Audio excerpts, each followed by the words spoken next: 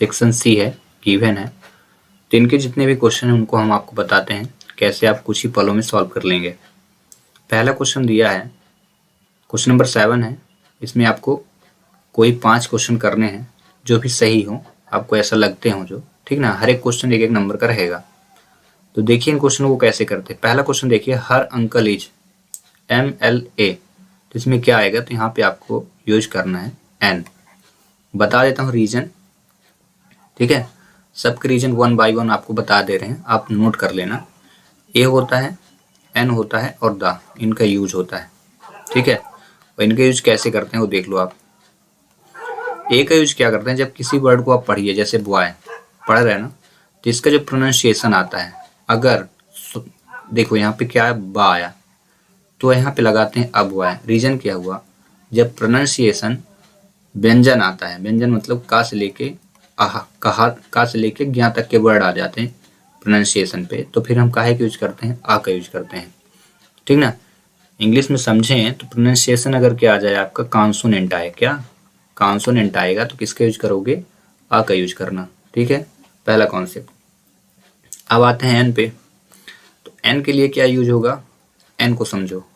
जब प्रोनाउंसिएशन क्या हो, वॉवेल में आए, साउंड यानी प्रोनाउंसिएशन का जो साउंड हो वो वॉवेल में आए, ठीक है। वॉवेल का मतलब जब आप हिंदी के वर्ड लाएं तो उसमें आ से लेके आह तक के वर्ड आए, तो फिर किसका यूज करना, एन का यूज करना। जैसे आप एग्जाम्पल समझे तो क्या यूज करते हो, एन एप्पल, APPLE, ऐसे यूज करते हो ना।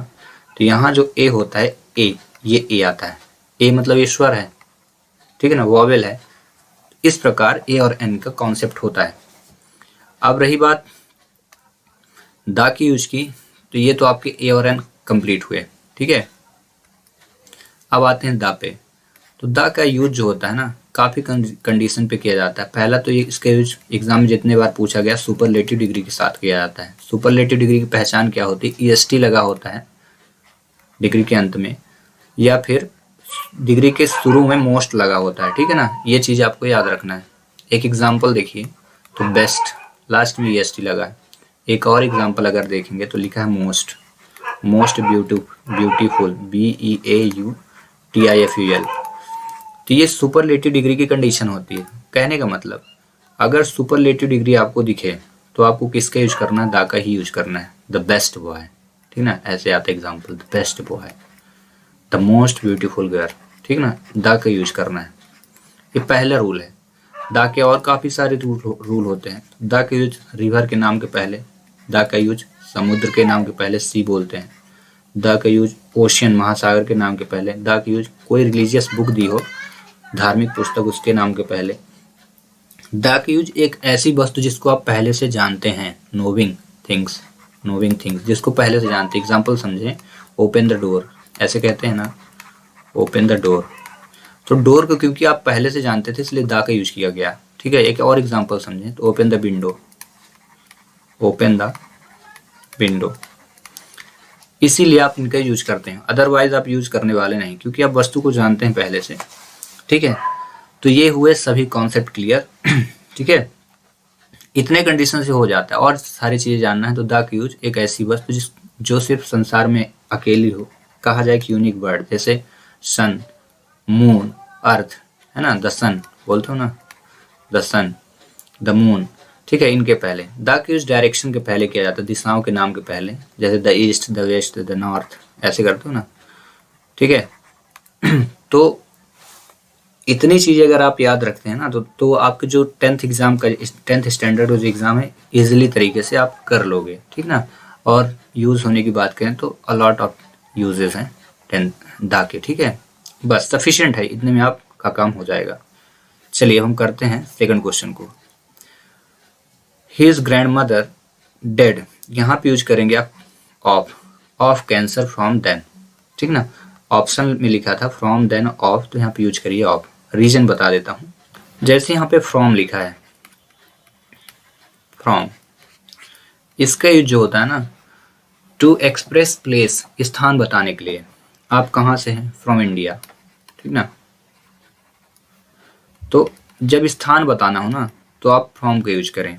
रही बात किसके यूज की, यहाँ पे लिखा है देन, देन का यूज हमेशा कंपैरेटिव डिग्री के साथ किया जाता है। किसके साथ? कंपैरेटिव डिग्री के साथ।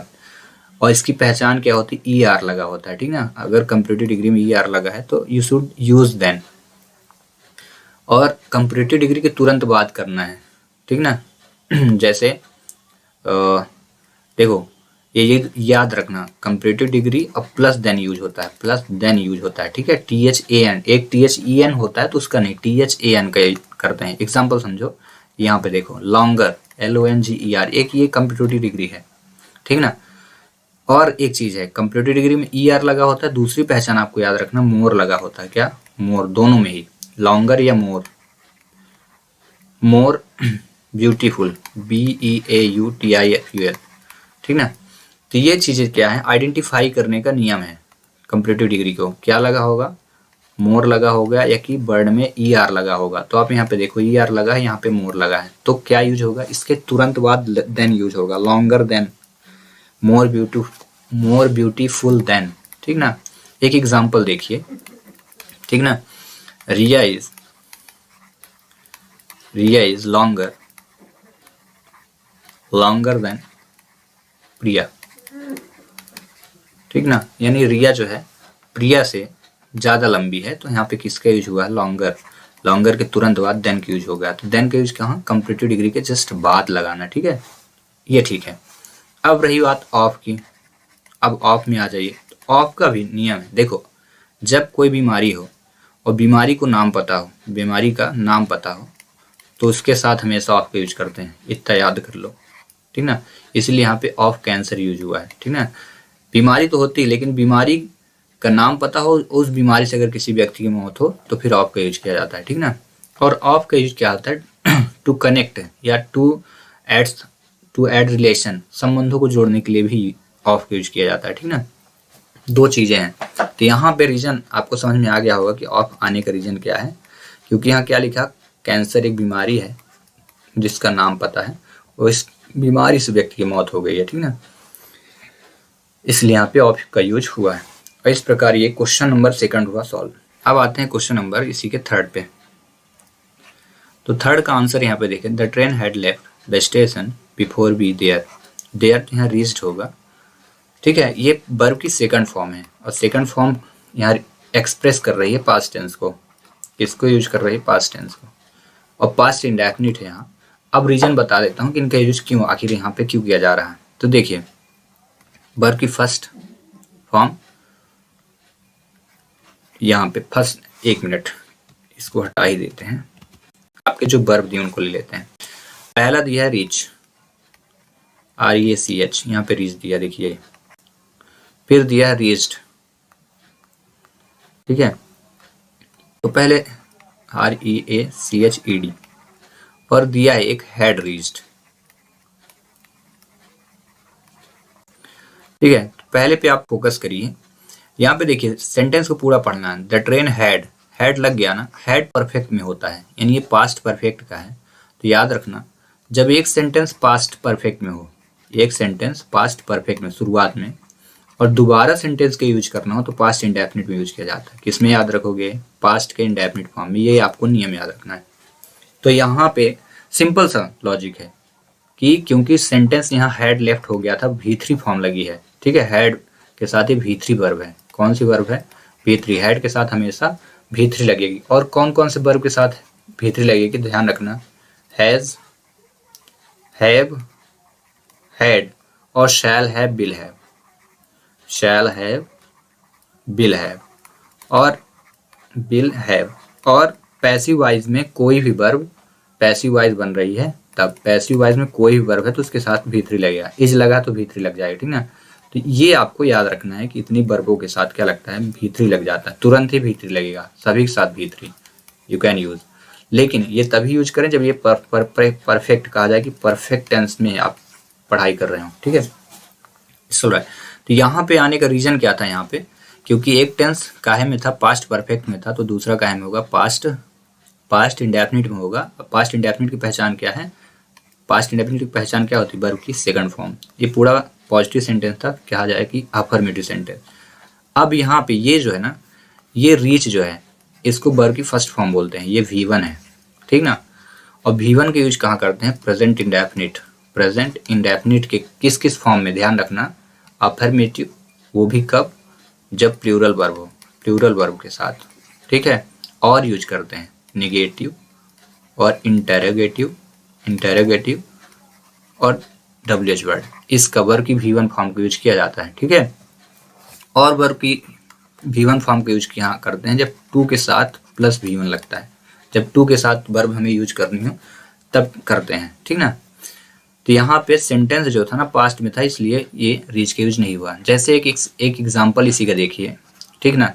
यहाँ पे प्लूरल वर्ब, प्लूरल सब्जेक्ट के साथ हमेशा V1 लगता है। एग्जाम्पल प्लूरल में आई हो गया, वी हो गया, ठीक ना, यू हो गया। यहाँ पे आई एक्सेप्शन में रहता है, प्लूरल नहीं है, सिंगुलर है, बट इसके साथ वर्ब की V1 लगती है। आई, वी, यू, दे, बॉयज, ये कोई भी चीज़ें आपको मिले तो आपको प्लूरल है सब्जेक्ट, इसके साथ V1 यूज होगा। रही बात एग्जाम्पल की, तो आप एग्जाम्पल समझो। एक एग्जाम्पल ले लेते हैं, ठीक ना। ITEACH, आई टीच यू, मैं आपको पढ़ाता हूँ। तो यहाँ देखो, इसके साथ, आई के साथ किसका यूज किया गया है, V1 फॉर्म का यूज किया गया, ठीक ना। एक एग्जाम्पल और ले लीजिए, यू प्ले क्रिकेट, CRICKET, ठीक ना।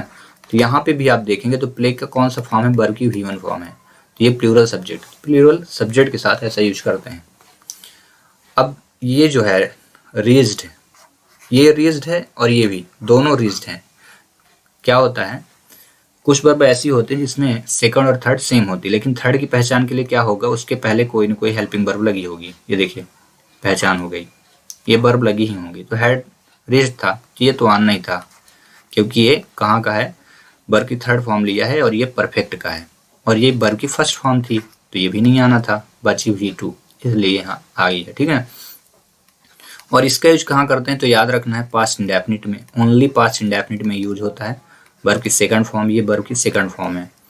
और पास्ट इंडेफिनिट के affirmative sentence, only affirmative sentence में, ठीक है, और कहीं पे यूज नहीं होता ये वर्ब की सेकंड फॉर्म, ठीक ना। चलिए, तो इस प्रकार ये थर्ड क्वेश्चन हुआ सॉल्व। क्वेश्चन नंबर 4 में लिखा है walk carefully you will fall down. आपको सावधानी पूर्वक चलना है, अन्यथा आप गिर जाएंगे। तो यहाँ पे कंजक्शन की यूज हुआ है, और इसका आंसर यहाँ पे और होगा, याद रखना। अब क्यों होगा, रीजन बता देते हैं, ठीक है। 3 चीज़ें दी हैं आपके पास, और दिया है, एंड दिया है, और बट दिया है, ठीक है। कंजक्शन है, आपको इनकी स्टडी अच्छे से करनी पड़ेगी।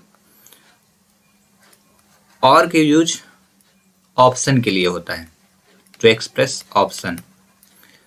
यहाँ पे ऑप्शन ही बताया गया है कि सावधानी पूर्वक चुनिए, नहीं तो क्या होगा, एक ऑप्शन है आपके पास, सावधानी पूर्वक चलेंगे तो बच जाएंगे, अदरवाइज गिर ही जाएंगे, ठीक ना। एंड के यूज क्या होता है, टू कनेक्ट समथिंग, कुछ चीज़ों को ऐड करने के लिए यूज किया जाता है एंड के यूज, ठीक है। जैसे आई लाइक, एक एग्जाम्पल ले ही लेते हैं ना, एग्जाम्पल से मे भी अच्छे समझ में आ जाएगा। I like reading, READING, reading and writing,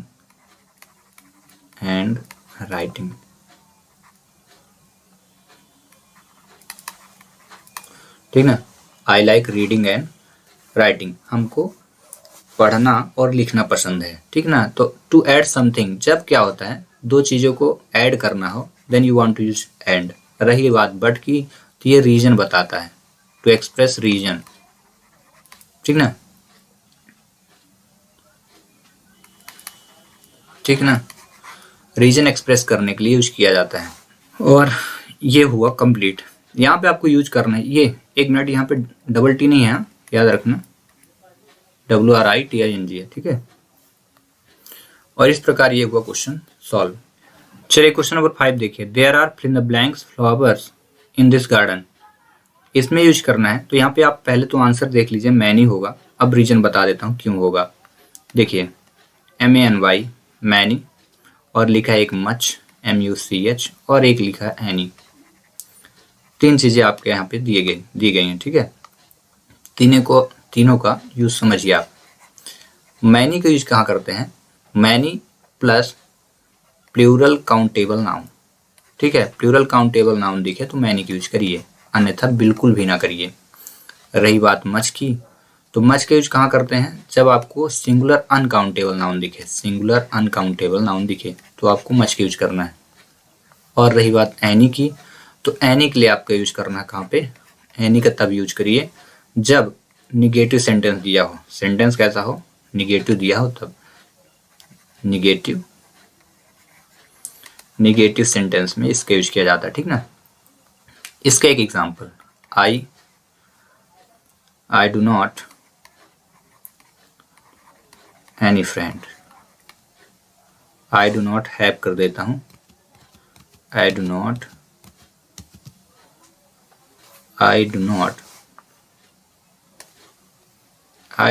have any friend, FRI। यहाँ पे देखिए सेंटेंस निगेटिव हुआ, नॉट लग गया ना तो एनी की यूज हो चुका है, ठीक है। और एक निगेटिव में होता है और इंटेरोगेटिव में, दो में होता है। इंटेरोगेटिव सेंटेंस में पहचान क्या है, निगेटिव सेंटेंस की पहचान नॉट लगा होता है, और इंटेरोगेटिव सेंटेंस की पहचान क्या होती है, क्वेश्चन मार्क लगा होता है।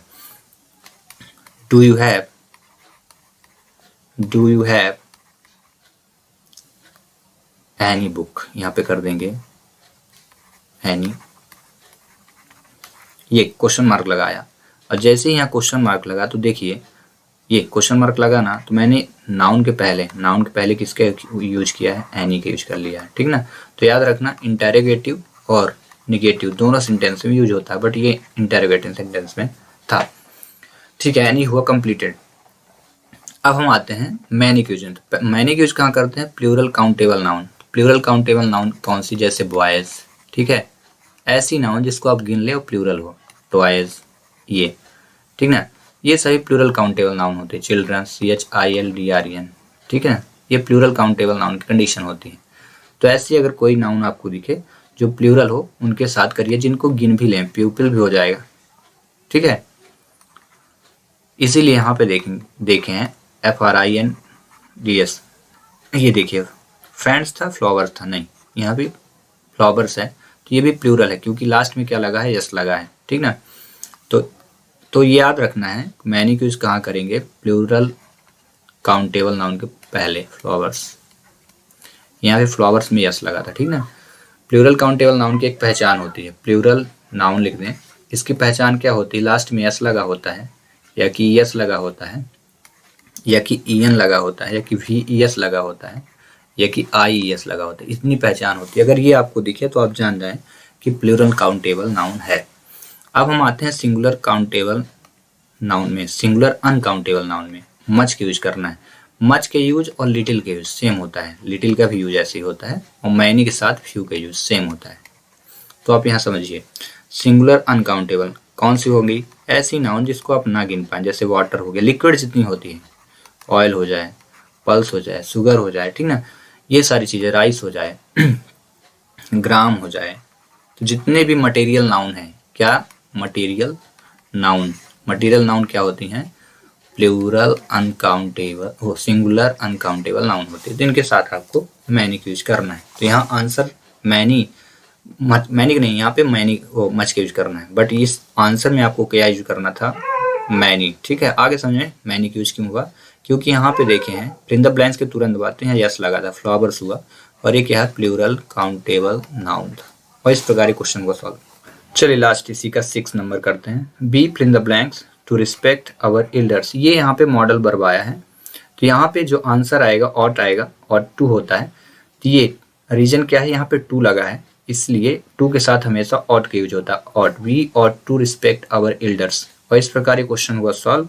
बट चलिए एक्सप्लेन करते हैं इनको। पहला यूज हुआ शुड का, दूसरा आपका यहाँ पे है ऑट टू, OUGS टू, इसके साथ हमेशा टू जरूर लगा रहता है, ये याद रखना है, और अगला है मस्ट, ठीक ना, 3 चीजें हैं यहाँ पे। तो पहले को देखिए शुड के यूज, ठीक ना, शुड के यूज क्या करते हैं एक मॉडल वर्ब है, इनके साथ हमेशा वर्ब की फर्स्ट फॉर्म लगेगी, किसी के साथ नहीं, किसी एक के साथ नहीं, सभी के साथ, ठीक है। और इनका यूज क्या किया जाता है, एडवाइस, ऑर्डर देने के लिए, कमांड देने के लिए किया जाता है, ठीक ना। You should, SHOULD, you should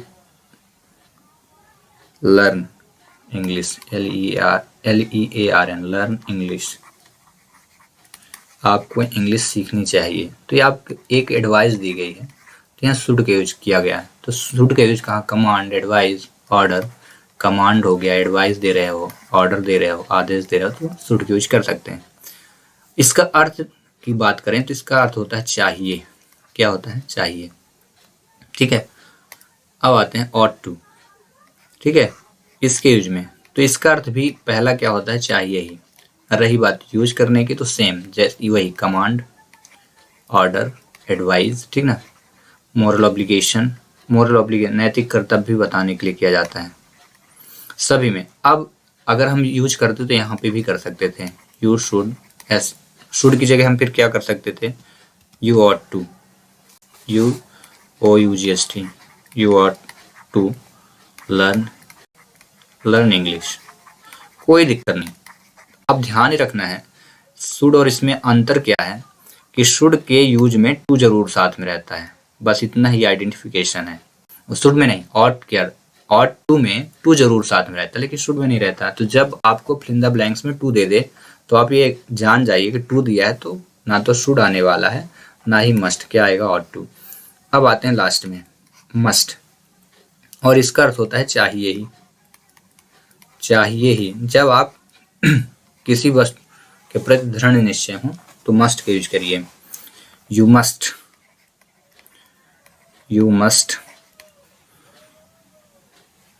wake up early in the morning।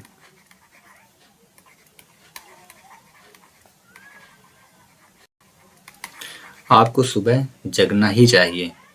ठीक ना, यू मस्ट, एक और एग्जांपल ले लेते हैं। एक मिनट,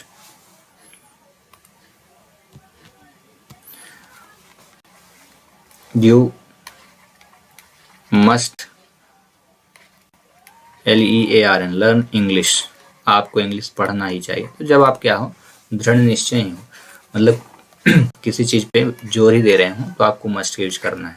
ठीक ना, या कि कुछ चीजें आपको सावधानी पूर्वक चलना ही चाहिए, आपको धूम्रपान नहीं करना चाहिए, तो इस प्रकार की यूजेज में आपको मस्ट यूज करना। तो इस प्रकार इसका आंसर क्या होगा, ऑट टू, यानी ऑट होगा, टू यहाँ पे लिखा था, ऑट टू। इस प्रकार ये क्वेश्चन नंबर 7 के सभी 6 के 6 क्वेश्चन